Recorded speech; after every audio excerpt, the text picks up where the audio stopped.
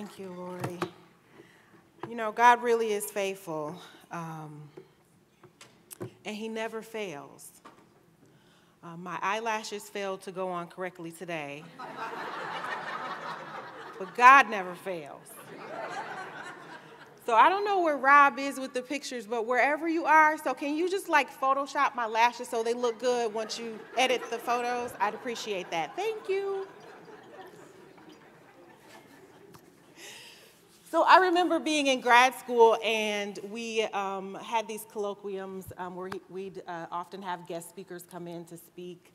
And one particular week, we had Dr. Kenneth Pargament came in, and he's a psychologist and a researcher, and he'd written this book, Spiritually Integrated Psychotherapy, and I was elated because I'm like, oh my God, yes, somebody who's talking about marrying the spiritual and the psychological. Like, that was a dream come true for me, because in my training, and my background is in clinical psychology, in my training, religion and spirituality were seen as adjuncts or as something that gets in the way. And so, because I am a woman of faith and I was raised in the church, I love the Lord, that's something I've always wanted to do, was to be able to meld the two and work with people from the whole person perspective. So anyway, he came and he was talking. One of the things he said stuck out to me so clearly that day and continues to stick with me. It's when he said that in his practice, his experience was that over 90% of the people that he had been counseling regardless to what they came in for, all of them had experienced some type of spiritual conflict. And I was like, whoa. And I've had the same experience. I have not met a person yet who has come in for treatment or who tried to get a little sneak free therapy on the phone or through social media, who hasn't experienced spiritual conflict. And so what I first want to start out talking to you about today is kind of our concept of conflict. And so conflict is defined, you know, if we use the English word conflict, it's defined as like a collision or a disagreement, or there's some kind of impact. So there's some kind of fight or struggle or controversy or whatever, but there's some kind of conflict. And so to take that understanding and to say that most of us have experienced spiritual conflict, we have struggled in some way, that there's been some collision in our lives, whether that is the experience of being abused, physically, sexually, emotionally, verbally, financially, spiritually abused. One of the things we hardly ever talk about, if ever, it's a thing. And so whatever that place of impact is. And so I call the place where that thing happened, that thing where we were hurt, where we were wounded, where we were offended. That is what I call our place of impact. Wherever that happened and we did not properly deal with, reconcile, and heal from, we then begin to experience spiritual conflict. And so how do we make sense of that? Because it's very difficult for you to be a person that is generally distrusting of people and tell me that you trust God.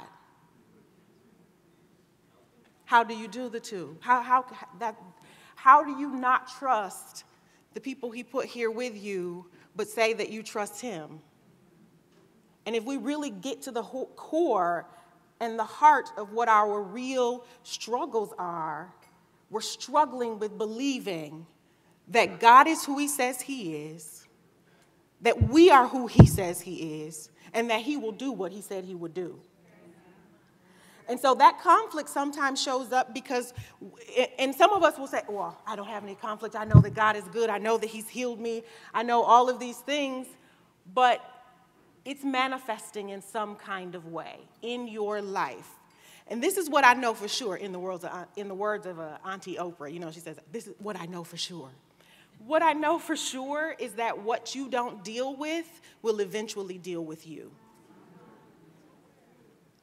And so we can ignore, we can pass the buck, we can blame, we can deny, and I call denial the lies we tell ourselves about whatever that situation is. We can do all of those things with the pain, the injury, the place of impact, the wound. And it can be delayed, but its process will not be denied.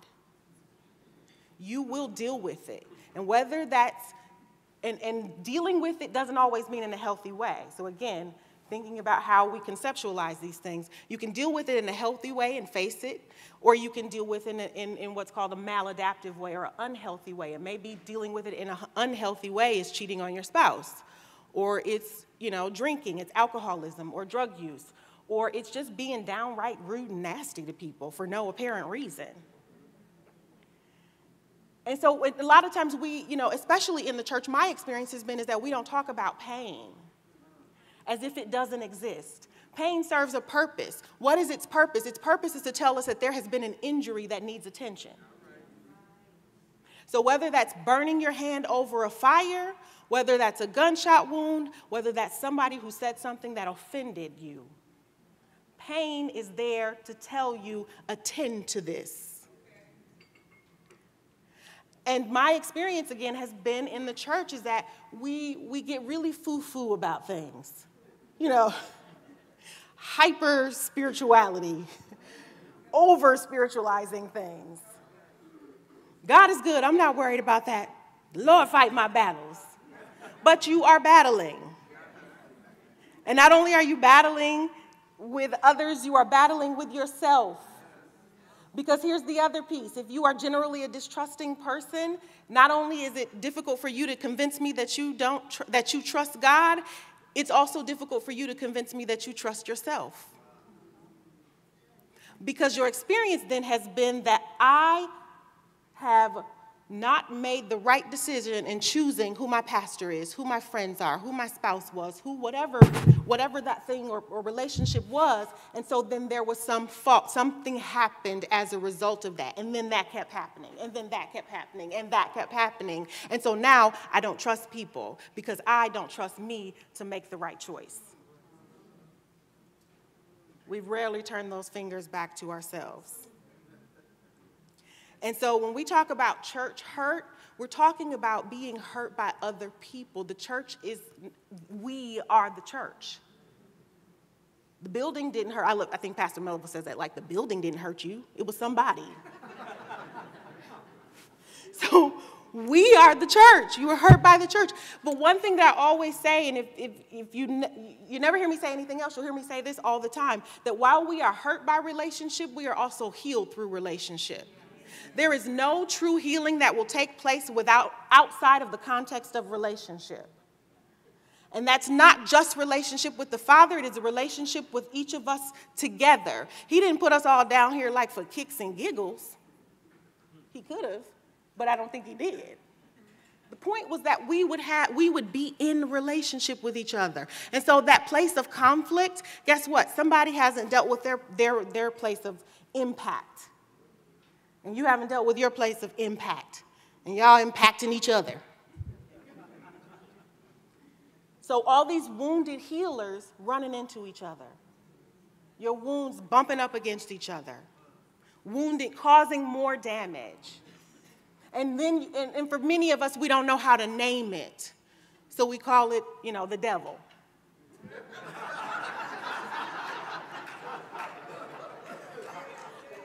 Girl, the devil is working today in her.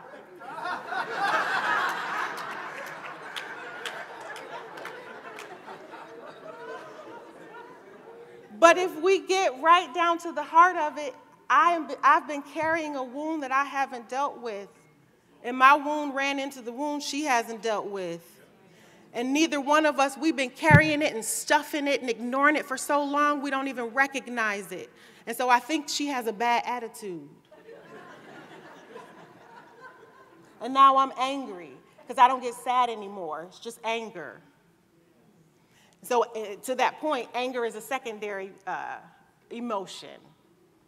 That means there's a primary emotion that comes before that, hurt, sadness. And after we've been hurt and sad for so long, it just becomes anger. And for some of us, we go from 0 to 60 with anger because we have become so accustomed to being harmed and not dealing with it that we are just walking around as balls of rage, and we are balls of rage in the pulpit. And you cannot give something to anyone, you cannot give anything to anyone that you don't have, just like you will give everything you have to everyone. None of us come to this place completely on your own without any experience whatsoever, that you just woke up today and without whatever experience you had, you came in here. That's impossible. We all stand here in this moment at this place as a culmination of everything we've experienced, everything we've learned, everything we've healed from, everything we're holding on to. And being in our truth, then we have to be truthfully honest, be honest with ourselves about who we are, about where we are, about what we need. And I'm okay with needing it even if other people don't agree. And a part of healing from church hurt is being unapologetic about getting what you need. And if that means counseling, then get the counseling. A part of my church hurt was, and I could roll out a scroll, but we don't have time for that. So a part of my church hurt was knowing that I was called to be a therapist, and the church told me that that was demons and you don't need a therapist.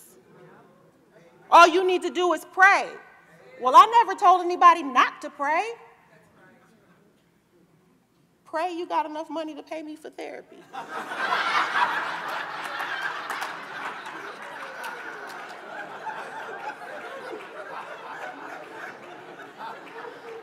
That was a joke, and there's a little truth in every joke.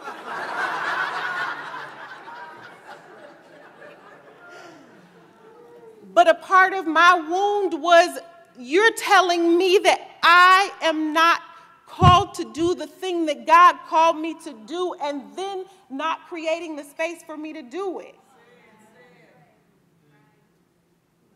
And so then I have to show up in the most intimate place, the church, where I should be able to be open and free and be all of who I am, but I got to leave part of me at home. Because that part is not allowed here. We don't deal with stuff. We buy nice big rugs and sweep it under. And so what I'm urging you today is to really think about, what was your place of impact? Where was your wound? We're going to talk while I'm talking today. So first question I want you, because what I want to do is I want to give you a little bit of time to talk to each other, but also I want to, my guy, Frank, has a mic. And so after you have about a minute or two at your tables, I'm going to have someone, share. And so then we can kind of dialogue, or I can answer questions, because I'm pretty good at answering questions. I like that. So at your tables, here's what I want you to, the first question I want you to talk about. How do you know you're healed from church hurt, and what was your process?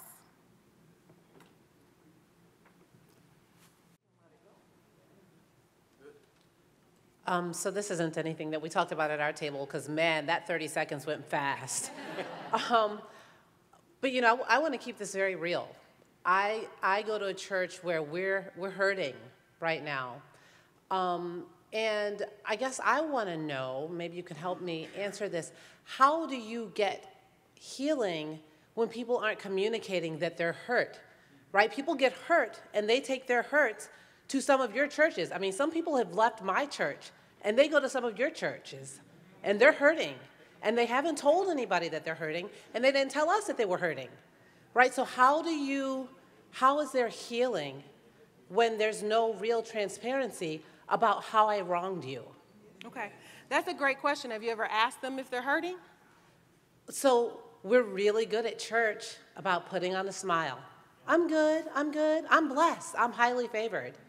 And then you go and tell the other girl at church, I'm hurt. But you don't come to the person who maybe hurt you. Right, but have you asked? Have I asked what? Whomever, if they're hurting. Yes, and they, rather than, I think people are really afraid of being that transparent. Yeah. So I have literally gone to people that I think they're hurting, and I say, how have I hurt you? What have I done? I want to own it. I want to repent. I want to walk. I want to be well. But you know what they do? They go to other churches, and then they talk about the church that they left. So one thing, okay, you got a hand clap there. Okay. It happened. Because you like, they came to my church. And you want them back? And this is a safe place, right? I mean, we're church leaders here. Some of you guys know me. This is a safe place, so please don't run around telling people, but this is a real thing. Okay, so let's start here. Don't manage what they do with what you said. You said what you needed to say. And so they have to deal with whatever they do with it. You have to deal with whatever you do with it. So the thing is that you have to create a climate where people feel safe having those conversations. People have to know that they are in a safe space. So, I work with women in the sex trade, and so sometimes when we're working with other agencies, people will say, well, I didn't know she was dealing with this, or I didn't know. Well, when she came in, she didn't tell me, and I'm like, she doesn't owe you her life story. Why should she? She just met you, and you were rude. People need psychological safety. They need to feel safe. And so you need psychological safety within your churches. You need it in your home. So these are conversations, and I can tell you that a part of it goes back to what's their frame of reference for dealing with conflict, for dealing with pain. Because if you grew up in a house where we don't talk about that, or you're in a marriage where we don't have those conversations, we just pretend like it didn't happen, because it's a new day and God is faithful and brand new mercies. I want the Lord to have mercy on the fact that you need to start talking. Talk. But you gotta create the space. You have to make, and so if you're experiencing that from a number of people, or that's the climate, then the real question is, how do I change the climate in my church? I saw another hand. And I want to say to you, I thought that was great what you said about I had to realize that I come to church for Christ and not for the other people. I also want to add to that why come to church then? You could stay at home and have Christ. So you need to engage with the people that you are in worship and fellowship with. How do I engage? How do I do that in a healthy way and still see Christ? Okay, we talked about at our table, it's a personal thing. You're looking at how do you know you're healed? Mm-hmm. Okay, you have been hurt. I'm saying myself as an example. Okay, I have to admit to myself that I have been hurt. I have to seek some help. Who can I talk to? Who can I confide in? And let's talk about this thing to the point where I can get this on the outside of me and I'm not hurting anymore, then I am able to forgive. Because if you cannot forgive, that hurt is not going anywhere. I don't care if it's church, whomever, pastor.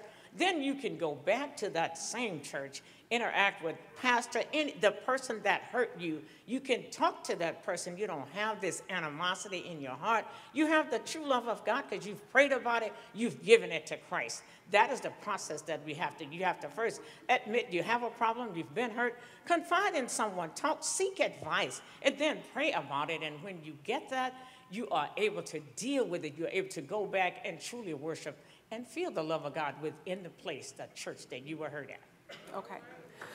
Thank you. That was good. So my question is that what you did? Yes. Okay. Because and the reason I ask that is because I'm asking a question about you. Yes. And often then what we do is we answer with a question about somebody else. The whole point is here for us to deal with us. And because we haven't dealt with ourselves, that's why we're experiencing some of the things that we are experiencing. But that was great. That was great advice. Apparently, I like to bump these mics. So look, take this last one, and then we'll go to the next question. Okay, the question: how do you know you're healed? I share with the group here, my church hurt. As a new believer, I was widowed, and not one saint came to my husband's funeral. And so that caused a lot of pain. You know, the somebodies and the nobodies in the church, and so I was the nobody in the church. And it was a journey. It was a journey, and it was a process of healing. And how do I know I'm healed? It's kind of like a wound. You get a physical wound, you bump into it, and it still hurt. if someone, I mean, now you can bump into that wound and it don't hurt anymore, because the Lord has healed me through forgiveness and then through prayer, the power of the Holy Spirit. So, yeah, that's Thank that. you. Yeah, good. All right, so let's go to the next question. What has been done to equip your ministry or your leadership team to help members who are hurting as a result of church hurt? So have this conversation at your tables. We'll do the same thing again. We'll do another round. So you got about a minute or two. I know everybody can't speak, but, you know, you can have a little discussion and then we'll open up that discussion. So do we have a hand for anyone who wants to answer that question? What's been done in your church? How have you worked it? How have you equipped your ministry leaders? Okay, so actually we had a couple of answers, and they made me the leader, so okay. One way we talked about is that at our church, for example, we actually do have prayer partners and people that you can trust, that you can talk to. So I assign people to say you need to have somebody on a regular basis that you're praying with, you're connecting with, you can trust.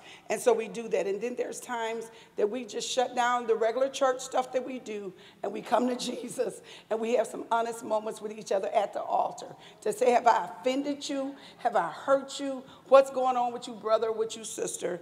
And then we also had someone said that there's workshops that churches could do, more communication workshops and role plays so that we could act out some of these things, because some of us really do need to act it out so that we can learn how to do it.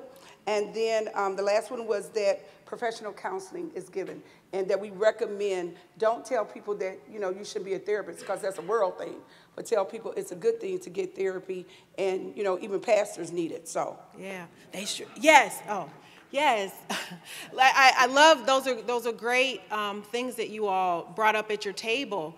I want us to be able to come together in prayer. I also want us to be able to just have a regular conversation. There are some days as a woman, as a minister, as a therapist, when I call my friends and I did not call you to pray. I need to talk. And so we have to be able to discern when it's time to pray and when it is time to listen. Listen with understanding. We talked about at our table, listen without judgment, and listen without making it about us. So good. And yes, act it out. I used to do community theater, so yes, act it out. But we're already acting it out. It's just coming out in, you know, sometimes nasty ways.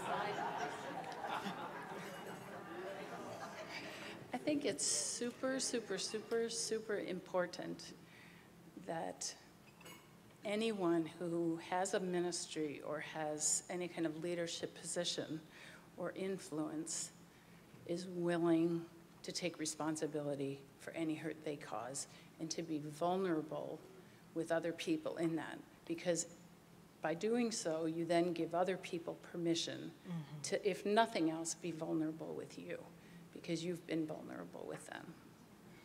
Yes, yes, you can clap for that. That was good. You know, one of the things that I learned the hard way through a significant amount of pain was being okay with where I was, even in the moments of being in pain. And so what I had to learn was so I'm distressed but not perplexed. No, I am feeling pain, but I know this is necessary for me to get to healing. It's a part of the healing process. But also what I had to do was I started being honest with people about how I felt. So when they asked how you doing, I didn't say blessed and highly, I never really said that, but I didn't say blessed and highly favored. I said I'm hurting, I'm sad. I had a hard time today, I cried a lot. And when they said, well, don't you, I was going through divorce, don't you stay there, you get depressed. I'm like, well, yeah, that's kind of what that looks like. But don't stay there. Well, who said I was setting up shop? You asked me how I was doing today. That's how I'm doing right now. And what I started to do was make people respect where I was. You don't have to agree. This is my process. I can't do yours like you. You can't do mine like me. But if you're going to be with me and walk with me, you will respect where I am. And so part of the problem that we have is that we We got to take God out of boxes, and we've got to take people out of boxes. We want people to think and behave and to be and to love and to worship the way we want them to do it. We struggle with meeting people where they are. And mostly because, again, it goes back to us. We struggle with meeting ourselves where we are.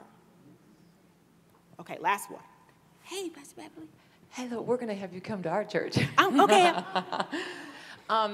I forgot, I don't get the microphone today. We have never had a formal training.